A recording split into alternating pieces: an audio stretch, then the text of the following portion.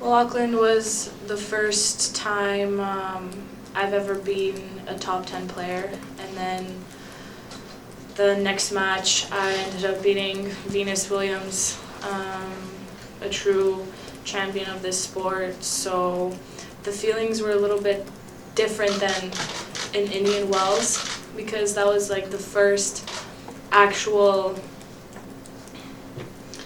victory I've ever gotten, like my best win ever. So then I just kept believing in myself, and I think the confidence really skyrocketed after that tournament. And even in Australia, I think I was playing well. I remember I went through qualies and then I won a round. So now being in the finals is just really special. Okay. Bianca, I'm curious, you had some issues maybe with the crowd when you played Taylor Townsend, or seemed a little bit unfamiliar to you. I'm curious what you think the crowd will be like playing Serena, who has a lot more fans than Taylor Townsend. Oh yeah, for sure. I don't know how that's gonna go, but hopefully I can have some Canadians cheering me on. I remember I heard some during Taylor's match, but for sure the crowd's gonna be for Serena. I just have to deal with that. Howard. For those of us, maybe fans out there who might not have seen you play in qualifying a year ago here, how would you say you've changed as a player? Either your game style, your mental approach, how are you different now from a year ago? I think I'm just stronger overall, even in my game. I've been through a lot with injuries, so I think that also helped me learn a lot. And I've surrounded myself with an amazing team. I'm traveling with a physio now too, which I think is really helping me physically, because I haven't been having any pain whatsoever throughout this whole tournament. But I think just everything is piling up together and working in my favor. Bianca, you fought back in both sets tonight, and so it's kind of a strange match. What was Belinda doing so well that was troubling you, and how were you able to fight back through that? It wasn't easy at all. She hits the ball really hard and really flat. I think every shot, and my knees were to the ground. It wasn't too fun playing her, but that's what makes her such a great player. I'm just really glad with how I managed that. I tried to change the rhythm as much as possible. That was the goal right from the beginning of the match. But it wasn't easy when someone's hitting really flat and deep. It's hard to do that. But the main reason I won today, I think, is because I just kept fighting, and I never let up. So in the second set, I felt her kind of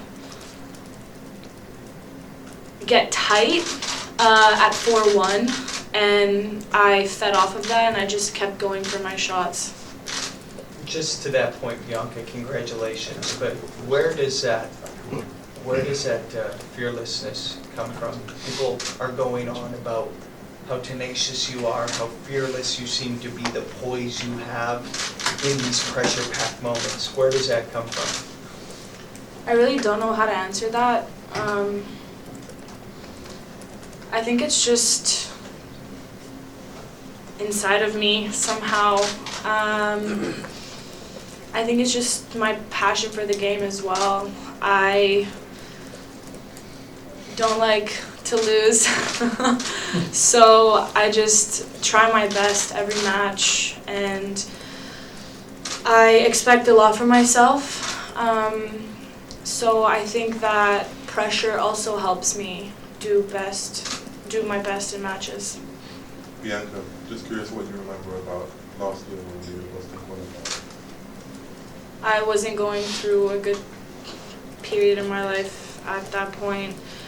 I was having problems with some relationships in my life, with my body, and even my mind too. And I was playing 25Ks, I remember 60Ks in Canada before the qualies of the US Open.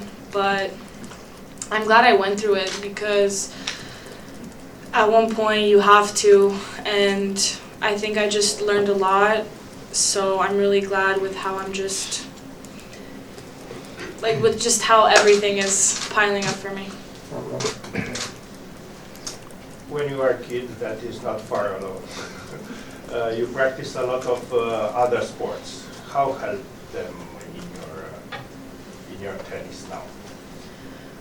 I think it helped me a lot because playing different sports gets you to think differently, and it puts you in situations where you have to figure out things right on the spot, and I think it helped me a lot with my coordination as well. I think I have pretty good hand-eye coordination, but once I picked up the racket, I forgot about everything else. Bianca, your coach Sylvain said you went through some really intense moments before the final in Toronto with Serena. I'm wondering, he wouldn't tell me what they were when I asked him, but I'm wondering if those moments, that intense time that you had before the match, even though you didn't get to finish that match, will help you in any way, if you feel it will help you in any way. The tough moments, like throughout the tournament or before that match? Prior to walking out for that match in Toronto, final Serena.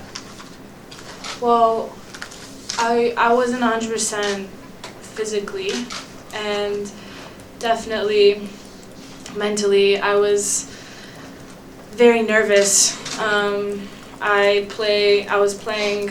was about to play champion of the sport in the finals of Rogers Cup, so obviously I was nervous.